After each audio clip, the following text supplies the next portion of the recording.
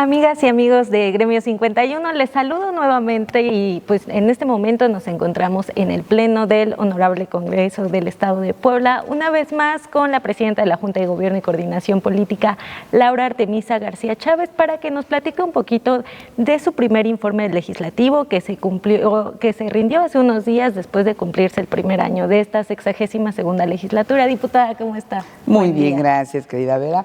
Muy bien, justamente aprovechando todos sus espacios para poder seguir rindiendo este informe, esta rendición de cuentas que es responsabilidad de todos quienes estamos sirviendo al pueblo.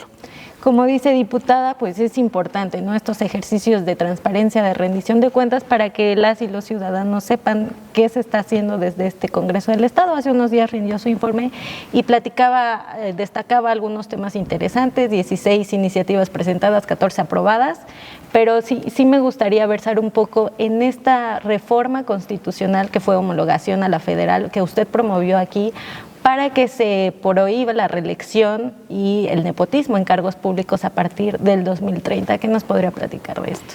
Sí, la verdad es que consideramos muy importante el poder armonizar también en Puebla esto. Primero fue una iniciativa de nuestra presidenta de la República, la doctora Claudia Sheinbaum, pero no fue solamente porque a ella se le pudo haber ocurrido. Esto se ha recogido del malestar de los ciudadanos. Ninguno está contento en los últimos procesos electorales de la reelección y sobre todo del nepotismo. El nepotismo ha generado cotos de poder muy peligrosos en muchos casos, en los que familias enteras se van haciendo del poder en varios municipios, en varios espacios públicos, estados también, y que esto no puede seguir sucediendo. El poder es para servir a la gente y no para hacer de un coto de poder familiar. Entonces, bueno, ante esta respuesta que debe de darse a la ciudadanía, porque hay verdaderamente una necesidad de quitar esto, se propone, y la presidenta había propuesto estas dos iniciativas para que entraran en vigor ahorita en el 2027. Sin embargo, en el Congreso de la Unión se aprobó para el 2030 que entraran en vigencia la no reelección. El nepotismo del 2027 entra en vigor, es decir, ningún familiar directo hasta algunas generaciones cercanas no pueden llegar al mismo cargo que está uno ocupando. Obviamente tampoco le cierra las puertas a que la familia que quizá tenga tiempo participando pueda seguir sirviendo si lo hace bien, porque al final pues es la población la que tiene que valorar si es así, pero el mismo cargo no puede quedarse en la propia familia, ¿no? El esposo, la esposa, el hijo, la hija, que ha pasado mucho en los últimos años, ¿no? Fíjate, y es algo que yo reflexiono, que el tema fue una justificación, la paridad, que al final es un derecho, es una lucha de las mujeres por tantos años, pero en cuántas ocasiones los grupos en el poder pusieron, entonces el pretexto era: pongo a mi esposa, pongo a mi hija. Pero ellos seguían en el poder. Pero seguían en el poder, sí, atrás, claro, alguien, ¿no? Lo que hay que hacer es que hay que fortalecer todo lo que traen las mujeres. Deben de ser buenas líderes, y además nos han salido extraordinarias presidentas, ¿no? Han mejorado en muchos casos a quien venía atrás, pero no es la idea. La idea es fortalecer todo el papel de las mujeres en la política y que no sea de esta manera. Entonces, bueno, yo creo que es algo que debió ser muy importante, que se realizara de manera inmediata, y hoy en Puebla también ya lo tenemos en la Constitución del Estado. Fue una de las propuestas que hice, que también ya se estableciera en los mismos términos que en la Constitución Federal. Es decir, el nepotismo a partir del 2027 tampoco en Puebla está permitido, y a partir del 2030 la no reelección, que es un tema también que la gente, los mexicanos estamos muy metidos en tercera transformación que tuvimos, que fue la Revolución Mexicana. Uno de los grandes banderas que tuvimos fue la no reelección. Claro. Fue todo esto que nos llevó a un movimiento armado. no ha sido bien aceptado por la ciudadanía. Del 100% de los políticos que han querido reelegirse en el mismo cargo, solo el 30% lo logra. Es muy baja la aceptación de la ciudadanía a esta situación. Así es que, bueno, es una respuesta al rechazo de los poblanos, de las poblanas, de los mexicanos, de las mexicanas ante el nepotismo, que creo que es muy claro. A nadie le gusta que se herede el poder, es para servir, no para servirse. Y la otra, la no reelección. Diputada, ¿qué papel o qué tan importante es el papel que juegan los partidos políticos en estos temas? Porque también se platicaba, ¿no? Por ejemplo, en el tema de Morena y sus aliados, Partido Verde, Partido del Trabajo, y aquí en Puebla los locales, Nueva Alianza, Fuerza por México, el hecho de que para burlar, ¿no?, este tema, por ejemplo, del nepotismo, de la reelección en este caso que va a aplicar hasta el 2030, que pudieran saltar de partido en partido para postularse por diferentes colores y al final de cuentas pues seguir en la contienda electoral. ¿Qué candados habría que poner en este sentido por parte de los partidos políticos y también este compromiso que tienen, ¿no?, que tendrían de la generación de nuevos cuadros? Como dice, o sea, los ciudadanos no ven bien la reelección, que las mismas figuras políticas se mantengan en el poder durante años, sí, pero entonces eso también compromete a la clase política a formar nuevos cuadros, ¿no?, competitivos, que puedan presentarse ante los ciudadanos. Así es. Bueno, la no reelección y el no nepotismo ya estará establecido, y está establecido, no estará, está establecido ya en la Constitución. Los tiempos son claros: 2027 no nepotismo, 2030 la no reelección. No importa el partido, esto es un tema constitucional. Quizá moralmente cada partido determinará en este 2027 si el tema de la no reelección será un tema que ya esté en la mesa. Y es ahí donde pudieran querer algunos personajes jugar con el tema de, bueno, no me lo permite este partido, me voy a otro partido, ¿no? Es congruencia. Yo creo que la ciudadanía a todos nos mide mucho la congruencia. Hoy este es un tema que dar una respuesta, insisto, hacia la petición de los ciudadanos, de lo que no les gusta. Y los políticos nos vamos a medir en el hecho de decir, no me importa lo que digan los ciudadanos, es mi proyecto personal. Y es ahí donde tenemos que seguir generando esa convicción de que debemos de llegar a servir, a hacer las cosas bien, no en proyectos personales.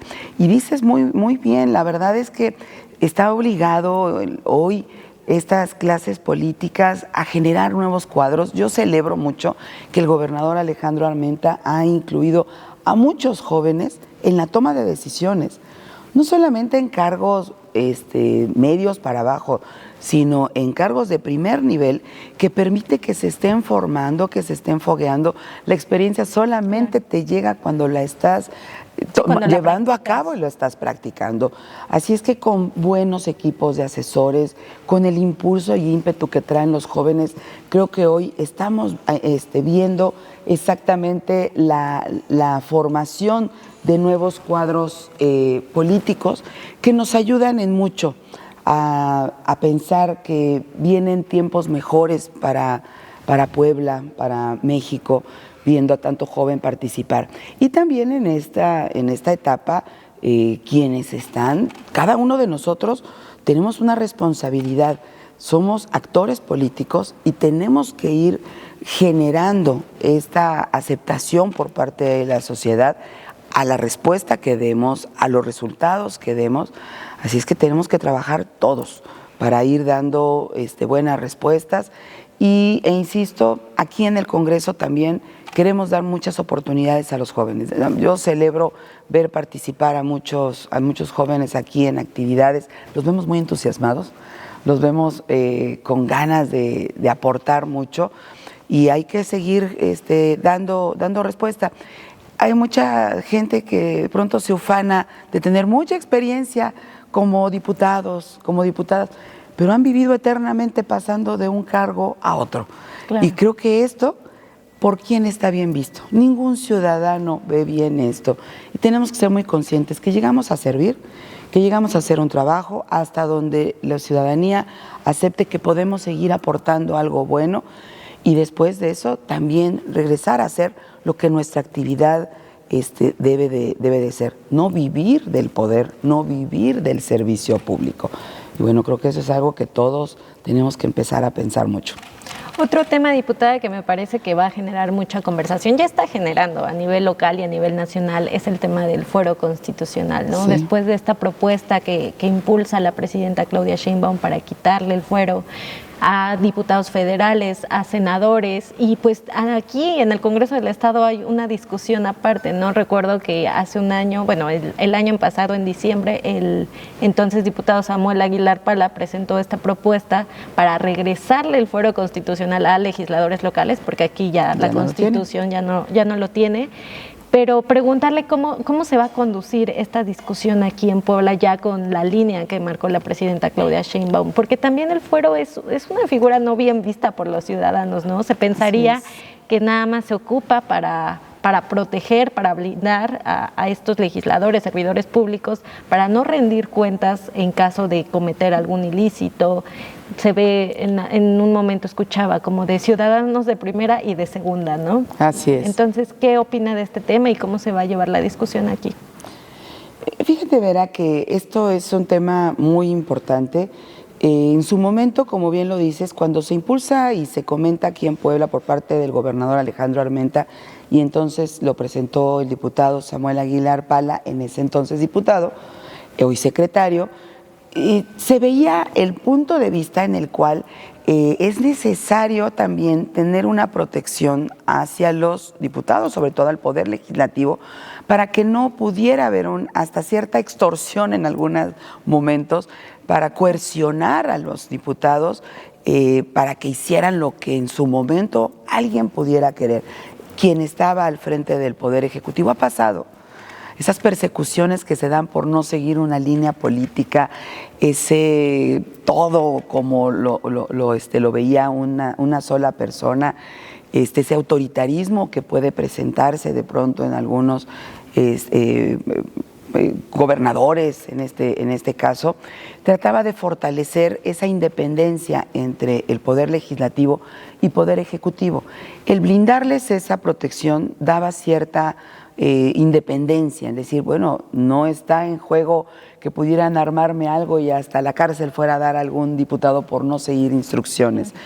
Entonces ese era el sentido, buscar fortalecer la división de poderes, es decir, no voy a usar este poder para poder tratar de convencer para un proyecto, por ejemplo, que requiriera el Ejecutivo. Sin embargo, también es cierto que el escenario nacional hoy nos demuestra que todos los que estamos sirviendo debemos ser medidos con la ley de manera natural. Todos los pobladores estamos obligados a responder legalmente, legítimamente, apegados a lo que está establecido en la ley, y más quienes las estamos haciendo. Claro. Si nosotros estamos haciendo la ley, tendríamos que ser los más responsables de apegarnos a la misma. Entonces, si no respetamos nosotros la ley y necesitamos un fuero para poder pasar algunas circunstancias de ilícitos que se puedan cometer, pues es muy delicado y, por supuesto, muy mal visto por los ciudadanos y por todos nosotros, por cualquiera de nosotros es mal visto. Entonces, esto creo que lo que hoy estamos viviendo hace que la presidenta de la República diga, no, todos deben de acatar la ley y no existir un proceso previo para quitar el fuero, para que puedan ser juzgados como cualquier ciudadano. Y lo entiendo y además lo compartimos, plenamente lo compartimos. Sin embargo, el punto anterior que comentábamos también tiene una percepción por parte de algunos diputados y diputadas, y que es necesario, lo que yo comentaba es que es necesario que ya haya una iniciativa, una propuesta de iniciativa de reforma, que es el devolver el fuero. Lo que sí tenemos que hacer es discutirlo y debatirlo con todas las fuerzas políticas para que también le demos respuesta a todas las diferentes formas de pensar. Particularmente coincido con la postura de la presidenta, por supuesto que coincido con la postura del gobernador. Nosotros somos los primeros que debemos de atender la ley. Y el otro tema, hoy cuando menos sé y estamos seguros que trabajamos de manera coordinada, responsable y respetuosa con esta división de poderes, que no serán los tiempos en los que tuviéramos que temer algún tipo de situación que ponga en riesgo a cualquiera de mis compañeros y compañeras diputadas. Entonces, hoy hay una garantía en ese sentido, pero sí, nuestra mayor responsabilidad es demostrarle a la ciudadanía que nosotros, si bien venimos a servir, no tenemos ni podemos gozar de una protección a un acto ilícito que cualquiera de nosotros pudiéramos incurrir en el mismo, ¿no? Así es que, pues es una discusión que tendrá que llevarse a cabo. Sí creo que deberá debatirse porque hay diferentes opiniones entre los diferentes grupos legislativos. Pero, bueno, también hay que esperar porque esto que hoy comenta la presidenta también está en debate a nivel nacional y hay que escuchar las voces de todos, ver qué tanto la ciudadanía quiere o no quiere esto, qué tanto nos pide. Nosotros como Cuarta Transformación, como diputados de la transformación, debemos obedecer lo que el pueblo diga. Y si la mayoría y el pueblo reclama que sus legisladores deben de obedecer, por supuesto que la ley, pero tampoco gozar de una protección, así deberá de ser. Entonces, ¿sería viable la aplicación de, no sé, una consulta ciudadana? A lo mejor aquí realizar foros o parlamentos abiertos, mesas de diálogo. Sí, por supuesto, y creo que será muy importante. Lo decíamos, uno de los grandes ejercicios y de las grandes enseñanzas de este último año fue que todo lo tenemos que dialogar, pero claro, tenemos que dialogar con el pueblo. Tenemos que abrir los espacios. Escuchamos atentamente la posición de nuestra presidenta y la compartimos plenamente, la de nuestro gobernador y la compartimos, pero tenemos que escuchar a los ciudadanos y así tomar la mejor decisión. ¿Lo ha platicado con los coordinadores de bancada, algunos acuerdos, voces que ya haya escuchado aquí adentro? En este momento he sido muy atenta del proceso que ha realizado el presidente de la comisión que lleva este tema, que es el diputado Marcos Castro. Ha sido, la verdad es que muy responsable en llevar todo este ejercicio y ha traído incluso expertos a generar posicionamientos, a escuchar puntos de vista legales, de diferentes opiniones. Y creo que es necesario, respetando ese trabajo que está haciendo la comisión también, ampliarlo, pedirle al presidente de la comisión que se amplíen estas mesas de trabajo a foros ciudadanos para que podamos tener un debate más abierto y que lo podamos realizar. Desde ahí es donde se ha discutido en la comisión, insisto, de manera muy, muy responsable, reconozco ese trabajo, pero hoy tenemos que ampliar esta discusión a la ciudadanía. Diputada, otro tema también que me gustaría tocar como presidenta de la Comisión de Educación de aquí del Congreso y como docente, ¿no? Usted que ha ejercido esta profesión muy de cerca, pues todo lo que hemos visto en estos temas de coyuntura, de los hechos de violencia que se registran entre estudiantes al interior de las escuelas, lo vimos hace unas semanas con el tema del CCH de la Ciudad de México. Aquí en Puebla también ya nos pasó, ¿no? Con este estudiante de la UAP, que incluso ya fue vinculado a proceso. Pero sí me gustaría saber su opinión, su punto de vista, esta reflexión de qué se tiene que hacer, qué se tiene que reforzar, tanto a nivel legislativo como en políticas públicas, por parte del Estado, pues para, no sé, coaccionar, fortalecer el tejido social, para pues estos estudiantes, ¿no? Que se ven tantas cosas, tantos movimientos. Le comentaba el tema del incel, ¿no? Que pues es como un movimiento de odio en contra de las mujeres, de parte de los hombres. Entonces, ¿qué se tiene que hacer para pues ir combatiendo todo esto, ¿no? Que también era parte de la estrategia de seguridad de la presidenta, de combatir las causas, ¿no? Atender las causas para combatir la inseguridad. ¿Usted cómo ve este tema? Yo como maestra siempre he creído en atender las causas. La prevención es la única forma de mejorar. Lo hicimos durante mucho tiempo cuando estuvimos en las instituciones educativas, fortalecer, llevar pláticas, el conocimiento de nuestros jóvenes, de lo que puede pasar a la falta de toma de decisiones adecuadas.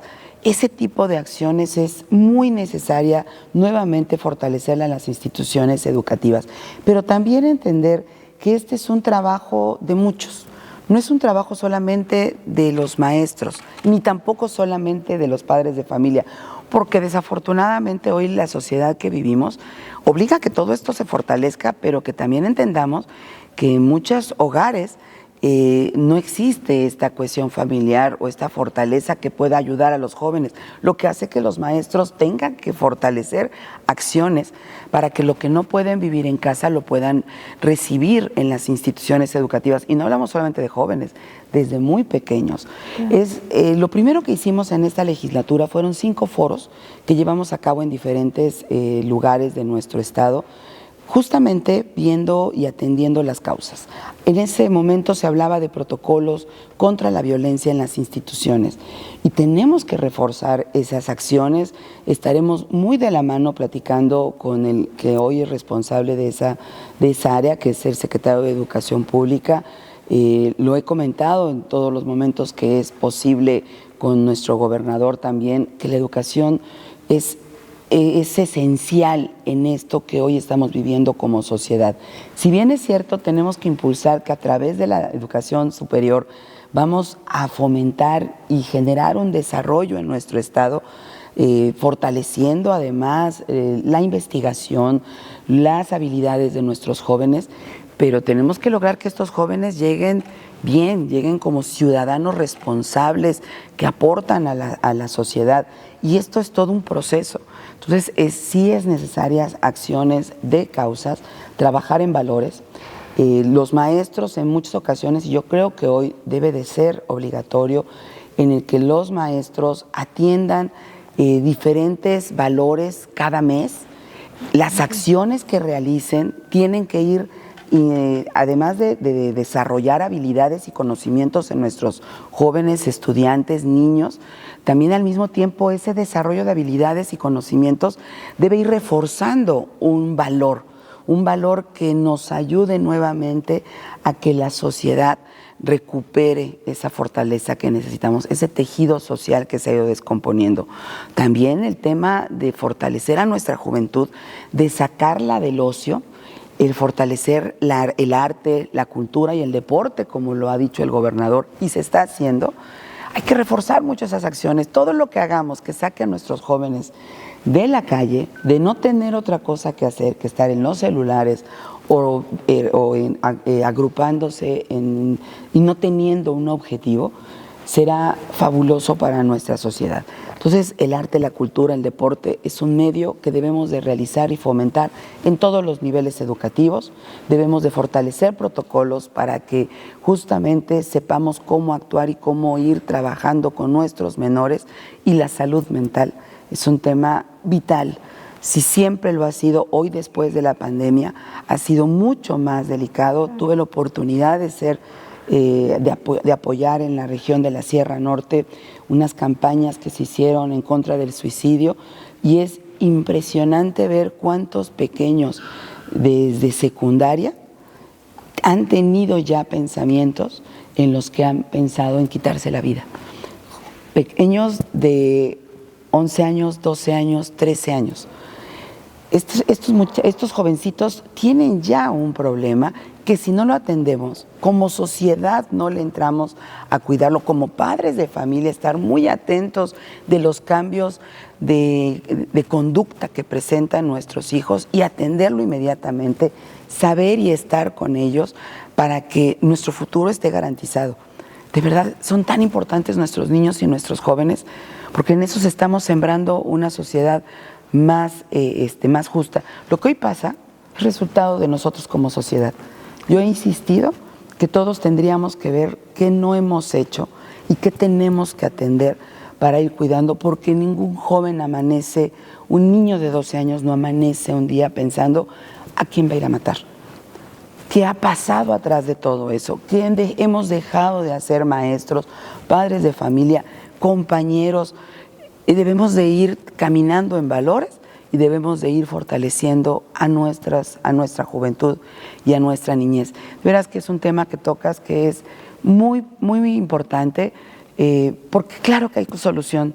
Nuestros niños son nuestra esperanza, nacen buenos, son buenos.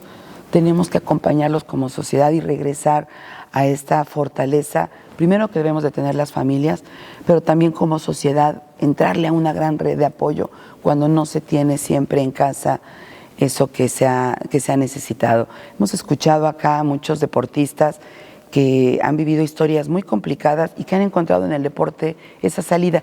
Y eso de verdad que lo celebro cuando llevan los rines, el ring de box, las luchas libres, tantas cosas a las colonias, porque es decirles a los jóvenes, hay otra salida. Puede ser muy bueno en esto. El arte también, promoverlo como una salida.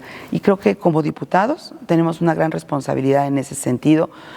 Uno, que este tipo de protocolos queden en ley, porque hay un gran desconocimiento y hay una gran incertidumbre en el actuar de los maestros, padres de familia y de las diferentes instancias gubernamentales. Debemos de tener muy claro cada uno qué papel nos toca hacer como parte de esta sociedad. ¿Podría ser en este periodo que quede a lo mejor este paquete de reformas a la Ley Estatal de Educación? No sé qué otras se tengan que reformar, como usted dice, para que quede en ley y se aplique, ¿no? Que eso es lo importante. Yo quisiera este periodo retomar las mesas de trabajo con los diferentes actores que esto implica, que tiene que ser la Secretaría de Salud, que tiene que ser el DIF, tiene que ser Fiscalía, sí, claro. También, por supuesto, los maestros y las maestras, libremente a través de las representaciones sindicales también y de la propia autoridad educativa, para que podamos ir dando pasos ya concretos en revisar esto. Este periodo va a ser un periodo muy intenso, tenemos 3 leyes también que vamos a ir atendiendo. La educación es primordial y la estaremos también revisando al mismo tiempo que los paquetes fiscales. Creo que es necesario que lo hagamos ya, quizá una primera etapa de los protocolos y después algunos otros cambios en la ley que permita asegurar cuál es el rol de cada uno de los diferentes agentes que tenemos que ver con el cuidado de nuestros menores, ¿no? El fortalecimiento de niños. Yo aquí oigo a que todos los diputados y diputadas siempre tienen temas para cuidar a nuestros niños y niñas. Hay que centrarnos nada más. ¿Cuál es el objetivo más importante? Claro. Las señales de alarma ya están ahí. Hay que entrar y hay que hacer cada uno lo que nos corresponde. Sí lo vamos a hacer. También, diputada, por último, también en temas de educación, escuchaba el informe de la presidenta Claudia Sheinbaum, sí. Este tema de construir preparatorias, de abrir, ¿no?, toda esta oferta académica para que ningún estudiante, ningún niño o niña se quede fuera y continúe el estudio en el nivel medio superior. También mencionaba hace unos días la rectora de la UAP este objetivo del rechazo cero a partir del próximo año para que todos tengan un espacio, al menos aquí en la máxima casa de estudios. ¿Cómo le parece este plan, tanto aquí a nivel local, a nivel nacional, que pudiera aplicarse, pero también el cómo garantizar que todas estas personas, todos estos estudiantes que ingresen, ya sea a nivel superior, medio superior, también tengan garantizado un espacio en la vida laboral, ¿no? Porque se pueden formar profesionistas, pero no siempre están garantizados los espacios, ¿no?, laborales. También cómo hacer con esto. ¿Qué opina? Y yo creo que esto está visto desde todo un escenario integral. No podemos tener un desarrollo económico si no le apostamos a que se desarrollen aquí en México, en Puebla, la propia tecnología, generar la producción de la misma tecnología. Hoy la apuesta por la capital de la tecnología y la sostenibilidad es eso, que vengan muchas empresas y que nosotros podamos darles a todos los jóvenes y a todos los trabajadores que tengan las capacidades y las habilidades. Estos egresados que no solamente van a ir de trabajadores, sino que van a desarrollar la tecnología, y por eso la investigación debe de seguirse fortaleciendo. El tener y reforzar la educación superior va en este sentido. es esa visión. Sí necesitamos que los chicos puedan continuar sus estudios, debe de ampliarse la cobertura en educación media superior, sí. De educación secundaria a educación media superior hay una gran diferencia entre los que salen de secundaria y los que entran a bachillerato. Y esto tiene que ver, claro que con cobertura, pero también con la pertinencia de la educación. Si esa educación que los jóvenes ven que pueden recibir, les va a garantizar que en sus regiones pueden tener un trabajo. ¿De qué nos sirve formar a muchachos en habilidades en computación en una zona todavía donde ni siquiera tenemos luz? Claro. Necesitamos fortalecerlos en actividades en el campo, en las fortalezas de la propia comunidad, en lo que pueden desarrollar como un generador de economía, porque no debe de verse solamente a nivel de poderse alimentar, sino hacer de estos espacios con una forma de generar economía para la región y para nuestras familias. Entonces debe de haber pertinencia en la propia educación, ampliar la cobertura, pero pertinencia en la misma. Cuidar que esta educación que se dé y sobre todo la formación en el trabajo sea muy apegado en los polos de desarrollo que se están pensando, en los centros de impulso a la tecnología que está pensando el gobernador, para que desde ahí mismo puedan quedarse y seguir desarrollando. Que esa es la idea, que haya más empresas, que haya más empleos y puedan quedarse en sus diferentes regiones. No solamente empleados, sino también generando más empresas, proyectos claro, familiares de los propios jóvenes. Así es que pues es todavía mucho el trabajo que se tiene que hacer, lo sabemos, pero estamos en la línea de conseguir ese trabajo. Esto que tú decías como joven, de verdad que yo lo comentaba mucho con mis compañeros en la escuela. El pensar que de pronto los jóvenes dicen, ¿para qué estudio? Si de todas maneras, si estudio o no estudio, no tengo garantizado un trabajo diferente, sí, ni una mejor forma de vida. Y en eso deben de trabajar los maestros. Deben de ayudarlos para que desde la secundaria puedan hacer un plan de estudio y plan de vida, que tengan metas en ese momento y que puedan establecer un proyecto de vida ligado a una mejora en nuestra capacidad, en nuestra preparación. Porque si logramos que ellos se visualicen en esa línea, tienen una meta más clara. Y eso sí me queda muy claro, los mexicanos somos de los que no soltamos lo que queremos, claro, y lo van a conseguir, pero necesitamos ayudarlos a generarles esa meta que hile y que sea un rumbo, los estudios para mejorar nuestra vida. Si no lo vemos de esa manera, muchos obviamente no lo ven como una necesidad, porque prefieren ir a cualquier lugar, aunque les paguen poco, pero que empiezan a generar dinero, no ven una diferencia, pero sabemos que así es.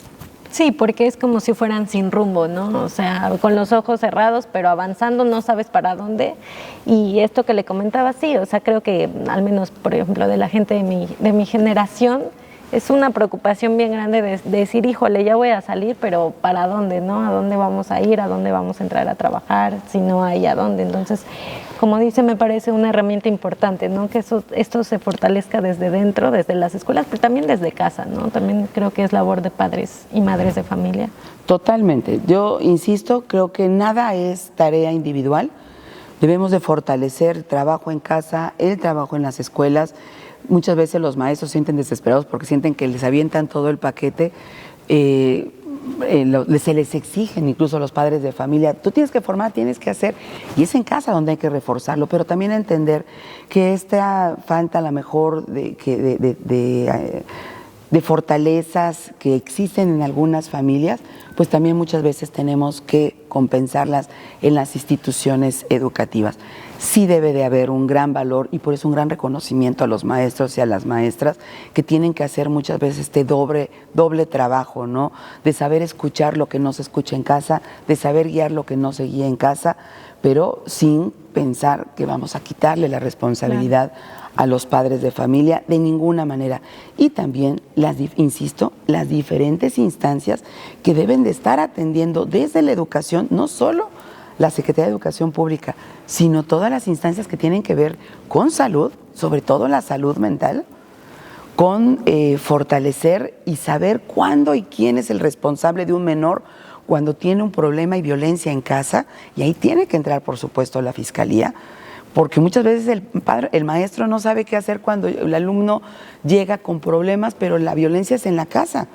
Entonces, el protocolo ahorita dice, háblale a los padres de familia, y el padre de familia es el que violenta al niño, y el maestro se queda con el problema, y si no lo pasa, también es un tema con el cual va a ser sancionado. Entonces, sí, seguimos trabajando y debemos de seguir trabajando para reconstruir el tejido social, valores, fortalecerlos desde las instituciones educativas y además porque esos muchachos que hoy salen van a ser padres de familia más responsables. Es romper con el círculo vicioso que tenemos en este momento y empezar a generar un círculo virtuoso que hoy todos queremos para este México, para que camine, para que se transforme, para que tengamos mejores oportunidades. Y para eso necesitamos ciudadanos responsables y felices, que vean la vida de diferente manera. De verdad que escuchar esta pregunta, se me hizo escuchar en las escuelas lo que siempre nos preguntaban los jóvenes, la gran pregunta de esta generación, si verdaderamente habrá oportunidades. Hay que generar oportunidades. Sé que estamos trabajando este gobierno con la presidenta, con el gobernador. Están preocupados y ocupados por ir generando más acciones en el Estado que permita abrir oportunidades, fortalecer que quienes tienen esas características y competencias puedan ser parte de esa transformación y ese desarrollo de tecnología en nuestro Estado y también, obviamente, dar las oportunidades necesarias. Hay que ampliar la cobertura educativa, sí o sí, es la salida a la educación, sí o sí, el arte, la cultura y el deporte es un muy buen gancho para que nuestros jóvenes, nuestros hijos, quienes son padres de familia y están siguiéndote y te ven, los puedan guiar a través de eso y les aseguro que si tienen una guitarra, que si tienen un violín, que si tienen un pincel o si tienen una pelota en los pies, tienen cosas mucho más importantes que hacer que pensar en no construir algo positivo para sus vidas. Pues, diputada, al parecer va a ser un segundo año muy activo también, hay muchos temas pendientes, lo va generando la misma dinámica social, ¿no? Todo lo que se va generando en las demandas sociales, en la coyuntura, ustedes lo tienen que ver en temas políticos, sociales, en este caso educativos, que también va a ser uno de los pilares en este segundo año legislativo. Entonces, si le parece, seguimos platicando de los avances más adelante. Claro que sí, siempre será un gusto platicar contigo. Muchas gracias, diputada. Al contrario, gracias, bonito día.